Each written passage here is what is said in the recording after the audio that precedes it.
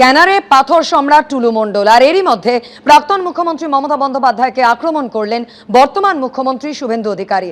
প্রাক্তন মুখ্যমন্ত্রী মমতা বন্দ্যোপাধ্যায়ের মদত ছাড়া এটা সম্ভব ছিল না। এটা এক দুদিনে হয়ে যায়নি, ৫-৭ বছর ধরে চলছে এই চক্র, যার সঙ্গে প্রশাসন পুলিশও জড়িত ছিল। কোটি কোটি রাজকোষ চুরি করার সিন্ডিকেট নিয়ে আক্রমণ করেছেন মুখ্যমন্ত্রী। প্রাক্তন মুখ্যমন্ত্রী মমতা বন্দ্যোপাধ্যায়ের সাপোর্ট ছাড়া এটা হতে পারে না। এত বড় র্যাকেট, এত দিন ধরে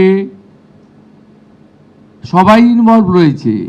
আপনি এটা তো পুরো এন্টায়ার স্টেট গভর্নমেন্ট যিনি লিড করেছেন, responsibility goes to her also. Highest level থেকে ডাইরেকশন না গেলে যে mister Mondal is our man, ওর দিকে তাকাবে না, তাই সবাই চোখ বন্ধ করে রেখেছিল। 14 তলা যদি চোখ খুলে রাখে, ওইখান থেকে ইনস্ট্রাকশন যা যায় নিচ পর্যন্ত তাই হয়।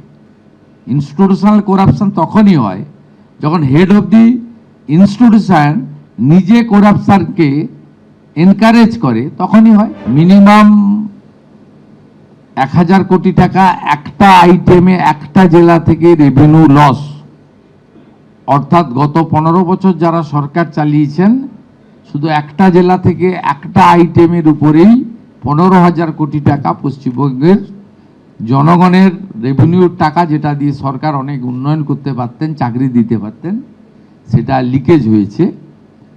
তাই মূল যে লাভার্থী, মেন যে বেনিফিশিয়ারি, তাকেও আমরা খুঁজে বের করার জন্য যা যা করার, যতদূর যাওয়ার আমরা যাব।